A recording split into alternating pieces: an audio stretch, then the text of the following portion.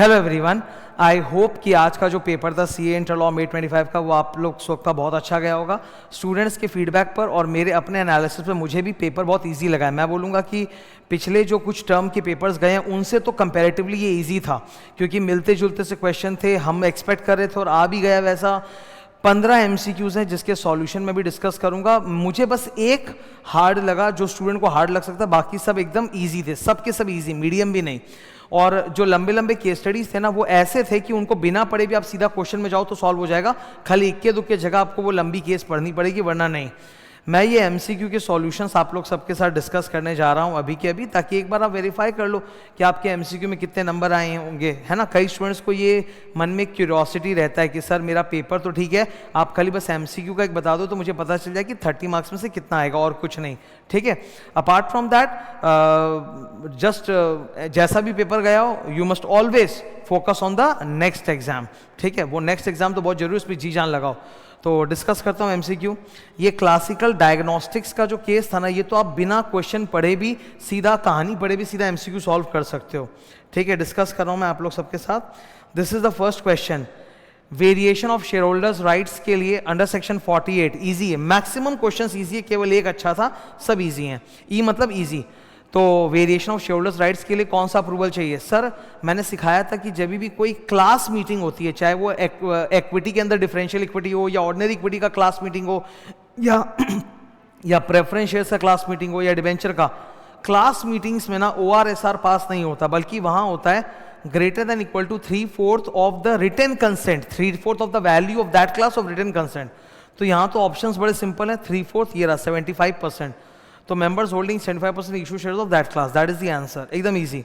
अच्छा, इसी में सेक्शन 48 में होता है कि कितने डिसेंटिंग मेंबर जो मना कर रहे हैं वो NCLT में अपील कर सकते हैं, बोलते हैं 10% वैल्यू वाले, members holding 10% of the issued shares of that class, तो आंसर है 10%, इजी। Same section 48।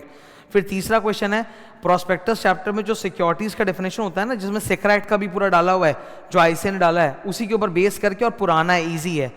कौन से इनमें से आइटम्स को आप सिक्योरिटीज नहीं मानोगे? सर यूलिप को सिक्योरिटी नहीं मानते क्योंकि उसमें इंश्योरेंस और इन्वेस्टमेंट दोनों के कंबाइंड फीचर होते हैं। तो सेक्राइट का जो डेफिनेशन है और पढ़ाया हुआ भी है, उसमें ULIP is not considered as a security. तो ये भी सर इजी था, ये 3 क्वेश्चन आप देख रहे हो इजी हैं, काफी कुछ ऐसा ही है सर, ओके। इस केस सिनेरियो में खाली मुझे एक पहले इस 2 लाइन को पढ़ने की जरूरत थी, बाकी जरूरत ही भी नहीं पड़ेगी रीडिंग करने की। ये डॉक्टर रॉनक मोसे एक रेनाउंड आर्टिस्ट है और कल्चरल टूर के लिए जा रहे हैं। Cultural tour schedule 2 current account transaction में अलाउड होता है, उसके लिए ministry of human resource development, department of education and culture का अप्रूवल चाहिए, ठीक है। ये शेड्यूल 2 के अंदर जितने भी मिनिस्ट्रीज है ना, इनका जो नाम है, इसके ऊपर पिछले 2 टर्म से क्वेश्चन आ ही रहा था, सितंबर 25, जैन 25, और अभी वापस से आ गया, ठीक है। तो पढ़ते हैं पहला क्वेश्चन। इसमें से कौन सा ट्रांजैक्शन के लिए फॉरेन एक्सचेंज ड्रॉवल अलाउड है? पहले 3 ऑप्शन में प्रोहिबिटेड है। नेपाल के लिए प्रोहिबिटेड है रूल 3 में। फिर लॉटरी विनिंग्स का पैसा बाहर नहीं भेज सकते, प्रोहिबिटेड है। स्वीपस्टेक परचेज नहीं कर सकते, शेड्यूल 1 में प्रोहिबिटेड है। गिफ्ट दे सकते हो $10,000, ये लिबरलाइज रेमिटेंस स्कीम $2.5 लाख की लिमिट के अंदर है, तो आप गिफ्ट दे सकते हो अपने भाई को, अलाउड है शेड्यूल 2। तो this is the answer, easy, ठीक है। फिर आप $1 लाख से ज्यादा प्राइज मनी भेजना चाहते हो कनाडा में टूर्नामेंट के लिए, तो आपको सेंट्रल गवर्नमेंट का अप्रूवल चाहिए। Since the amount is 1,50,000, it exceeds $1 lakh. कौन से डिपार्टमेंट का अप्रूवल? ऑब्वियसली स्पोर्ट्स रिलेटेड होगा, तो department of youth affairs and sports, ministry of HR development, ये रहा ministry of HR development, department of youth affairs and sports. पिछले 2 term से आ ही रहा था और सब स्टूडेंट तैयार थे, तो 2 क्वेश्चन उसी पे आ गए, तो ये तो स्टूडेंट लोगों के लिए बहुत अच्छा हुआ, ठीक है। फिर वही वो जो कनाडा में शो कर रहा है कल्चरल टूर, कौन से डिपार्टमेंट का अप्रूवल चाहिए? डिपार्टमेंट ऑफ एजुकेशन का, मिनिस्ट्री ऑफ HR डिपार्टमेंट, वही HR डेवलपमेंट, ठीक है। सारे मंत्रालयों के जो नाम है ना, वो ईयर 2000 के हिसाब से उस समय जो मंत्रालय थे।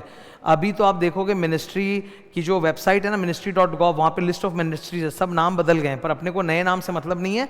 जो पुराने नाम है, जो FEMA current account transaction regulations में आज भी लिखे हुए, उसी से अपने को मतलब है, और वो आंसर ये है। तो इसमें भी कहानी पढ़नी नहीं पड़ी।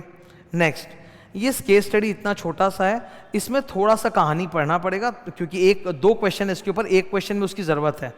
दो स्टूडेंट्स हैं, स्टूडेंट नहीं मतलब क्वालिफाइड चार्ट अकाउंटेंट है, रोहित और अनुष्का, दोनों ने मिलकर एक एलएलपी खोली है। एक जन रेसिडेंट है, अनुष्का जो है वो भारत में रहती है, पर रोहित जो है पिछले साल भारत में 90 दिन ही था, मतलब वो नॉन रेजिडेंट है। ये दोनों डीपी बन गए, चलेगा? बिल्कुल चलेगा सर। 2 डीपी होने चाहिए कम से कम, दोनों इंसान होने चाहिए, दोनों इंसान हैं, इंडियन सिटीजन्स भी है, एक रेसिडेंट होना चाहिए, ठीक है? तो एक जन रेसिडेंट है, अनुष्का, चलेगा। So the requirement of DP is valid, एकदम पूरा किया है इन्होंने। पहला क्वेश्चन, क्या इन्होंने डेजिग्नेटेड पार्टनर वाली रिक्वायरमेंट पूरी की? हाँ सर, डेजिग्नेटेड पार्टनर की रिक्वायरमेंट सेक्शन नंबर 7 में होती है, जहां बोलते हैं कि कम से कम 2 होने चाहिए, दोनों इंसान होने चाहिए, एक जन रेजिडेंट होना चाहिए, मतलब 120 दिन भारत में। तो अनुष्का रेजिडेंट है, चलेगा। तो ये दिस द ऑप्शन, ठीक है, ये एकदम सही है। फिर इन्होंने पूछा कि एलएलपी में डेजिग्नेटेड पार्टनर का जो रेजिडेंट होता है उसका मतलब कितने दिन होने चाहिए भारत में? 120 दिन, ये भी सबको पता है, 120 दिन, दिस द आंसर, इजी एकदम, ठीक है। अब 9, 10 वगैरह थोड़े खुले क्वेश्चन है, इजी है यार। 9 नंबर में क्लास में चीख चीख के याद दिलवाया था मैंने, और इसके ऊपर सेक्शन नंबर 4 भी है। जैसे कई लोग छोड़ छोड़ के जाते हैं ना, क्यों छोड़ते हैं भगवान जाने। 100% आप जब पढ़ सकते हो तो आपको छोड़ छोड़ के क्यों जाना है, आप सारा ही पढ़ लो। तो सेक्शन 4 वगैरह भी था, जहाँ पे इसका नाम लिया हुआ था। जनरल क्लॉजेज एक्ट 1897 के पहले 2 और जीसी एक्ट हुआ करते थे, मैंने याद करवाया था। 1897 से 10 साल पहले जाओ तो 1887, और गांधी जी जब पैदा नहीं हुए थे, गांधी जी के 1 साल पहले, गांधी जी का बर्थडे के 1869, उसके 1 साल पहले 1868। तो क्लियरली जनरल क्लॉजेज एक्ट जो है, it extended the old general clauses of 1868 and 1887। तो ये इजी है, मैंने इसको इन दोनों को काफ़ी बार, ये जनरल क्लॉज एक्ट के पहले 2 पेज में भी है, और अंदर जाओगे तो सेक्शन 4 में भी इनका नाम आता है। तो ये ईयर तो सबको याद होना ही चाहिए, कम ऑन। गांधी जी जब अपने पैदा नहीं हुए थे, उनके 1 साल पहले 1868, और 1896 के 10 साल पहले 1887। तो यही आंसर है इसका, ठीक है। 10 नंबर, ये भी आपको पढ़ना पड़ेगा। हाँ, 10 नंबर एक ऐसा क्वेश्चन था जो स्टूडेंट को हार्ड लगेगा, मैं इसका आंसर डिस्कस कर रहा हूँ। विदेशी कंपनी है, भारत में वो लोग अपना खोलना चाहते हैं, उसके लिए सीए को भी अपॉइंट कर दिया है। मेन लाइन है, the registration process was on going, मतलब विदेशी कंपनी को भारत में FC1 जमा दे के रजिस्ट्रेशन लेना पड़ता है। इसको लेकर अमेंडमेंट भी आ गया था कि FC1 CRC में जमा होगा, सेंट्रल रजिस्ट्रेशन सेंटर गुड़गांव में, ROC न्यू दिल्ली में नहीं, और ये अमेंडमेंट RTP में आ चुका था, ठीक है। पर क्वेश्चन उसके बारे में नहीं, क्वेश्चन ये है कि इनका रजिस्ट्रेशन प्रोसेस तो अभी तक कंप्लीट नहीं हुआ, इट इज ऑन गोइंग। तो इनके ऊपर सेक्शन 393 होता है। 393 सेक्शन क्या बोलता है कि अगर आपने कंप्लायंसेस वगैरह नहीं किए हैं तो इट मतलब फॉरेन कंपनी चैप्टर के, so it will not invalidate the contracts etcetera, but the company will not be able to file any suit. तो यहाँ वही हुआ है कि कंपनी एक लीगल केस फाइल करना चाहती है, कर सकती है कि नहीं। तो मेन मुद्दा है कि प्रोसेस अभी ऑनगोइंग है, कंप्लीट नहीं हुआ है, तो सू नहीं कर सकते। तो 4 ऑप्शन मैं डिस्कस कर देता हूं। पहले में तो बोल दिया कि फॉरेन कंपनी है, दूसरे में भी बोल दिया कि फॉरेन कंपनी है। तो फॉरेन कंपनी अभी तक बना नहीं है because the process is on going, ठीक है। थर्ड वाला, अभी तक रजिस्ट्रेशन प्रोसेस कंप्लीट नहीं है, तो आप सू नहीं कर सकते एज अ फॉरेन कंपनी, क्योंकि अभी तक कंप्लीट नहीं हुआ है। चौथा ऑप्शन बोलता है कि एक बार रजिस्ट्रेशन प्रोसेस स्टार्ट हो गया तो इट इज डीम्ड कि आप फॉरेन कंपनी और आप सू कर सकते हो। तो इन दोनों ऑप्शन में कंफ्यूजन होगा। जो सबसे सटीक लॉजिकल आंसर है वो थर्ड नंबर है, पर हाँ तुम में से कई स्टूडेंट्स होंगे जो इसमें कंफ्यूज हुए होंगे और उन्होंने फोर्थ को भी टिक किया होगा। कोई दिक्कत नहीं है, ये सब होता है, ठीक है। 15 क्वेश्चन में अगर कोई एक इधर उधर आ गया तो उसको लेके चिंतित होने की ज़रूरत नहीं है। तुम जो भी सोचो हाँ ना सही चलेगा, हटाओ, भूल जाओ इसको, कोई दिक्कत नहीं है, ठीक है। मैंने जो पूरा रिसर्च किया है उसके हिसाब से मैं आंसर ये वाला दे रहा हूँ कि अभी तक रजिस्ट्रेशन प्रोसेस कंप्लीट नहीं हुआ, क्वेश्चन बोला ऑनगोइंग है, तो अभी तक वो फॉरेन कंपनी की कैपेसिटी पे नहीं आया है, तो वो सूट फाइल नहीं कर सकता है। अब इसका सही जवाब क्या होगा, सी होगा या डी होगा, ये तो हमें जब इंस्टीट्यूट सजेस्टेड निकालेगी तभी पता चलेगा। मेरे हिसाब से इसका आंसर सी है। 11 नंबर, यहाँ पे आंसर GDR होगा कि IDR, सीधी सीधी बात है। कंपनी इनकॉर्पोरेट आउटसाइड इंडिया वो भारत में इशू कर रही है तो वो IDR होता है, इंडियन डिपॉजिटरी रजिस्टर सेक्शन 390, ठीक है। GDR तो वो होता है कि इंडियन कंपनी विदेश में इशू करती है, जैसे रिलायंस ने लग्जमबर्ग पे किया था, तो आंसर है IDR। ये 3 का 66 ईयर का डेफिनेशन है। Year means an year record as per British calendar, January to December. Easy question, scanner में बहुत है। ये वाला लंबा क्वेश्चन भी बिना रीडिंग के हम सीधा सॉल्व कर सकते हैं इसके MCQs को। 13 नंबर, राजन एक शेयर होल्डर है जो प्रॉक्सी फॉर्म इंस्पेक्ट करना चाहता है, तो प्रॉक्सी फॉर्म इंस्पेक्शन के लिए 3 दिन पहले नोटिस देना पड़ता है। आंसर ये 3 दिन नोटिस वाला होगा, ठीक है। कंपनी सेक्रेटरी आपसे पूछ रहा है कि डॉक्यूमेंट्स कितने साल प्रिजर्व करने हैं। सेक्शन नंबर 94 में रजिस्टर ऑफ मेंबर वो तो कभी रिडीम नहीं होता, वो परमानेंटली प्रिजर्व होगा, परमानेंटली। और डॉक्यूमेंट्स फाइल्ड विद आरओसी मतलब एनुअल रिटर्न, वो 8 साल प्रिजर्व होते हैं। तो आंसर है परमानेंटली फिर 8 साल। अब तुम्हारे क्वेश्चन में अगर उल्टा पुल्टा प्रिंट था तो बात और है। Register of member permanently, copies of documents filed with ROC मतलब एनुअल रिटर्न 8 साल।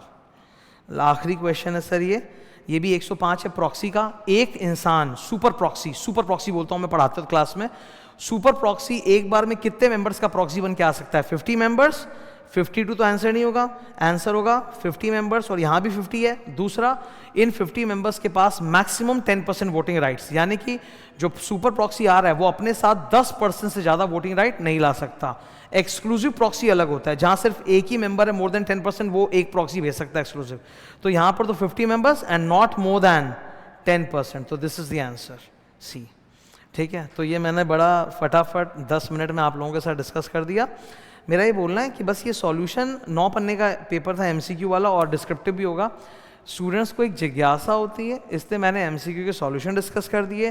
पेपर जो फीडबैक है वो तो बहुत ही अच्छा गया है, मुबारक हो अगर बहुत अच्छा गया, पर अगर थोड़ा सा 19-20 भी हुआ है तो प्लीज़ टेंशन ना करो, और आज से अभी से ही अगले एग्ज़ाम के लिए एक स्ट्रैटेजी बनाओ कि आज क्या पढ़ोगे। 3-4 घंटे फिर सोना आज पूरा अच्छे से, फिर कल पूरा पढ़ना है, फिर परसों पढ़ के जाना है। तो अब अगले एग्जाम की तैयारी में जुड़ जाओ। All the best for your next paper. Thank you.